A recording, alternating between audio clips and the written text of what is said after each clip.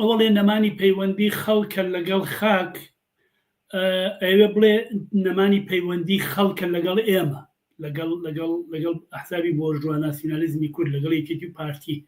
ئەوان نیگەرانەکەی ئەوەیە، بۆیە ئەو دەسەڵاتیان بە سەدان هەزار چەکدار بە دەستگای دژە تیرۆر، بە دەستگای ئاسایش، بە هێزەکانی هەفتا و هەشتا، بە هەموو ئەمانە ئەم دەسەڵاتیان بە سەرسەری خەڵکەوە بە زۆر لە 33 ساڵی ڕابردووە ڕاگرتووە.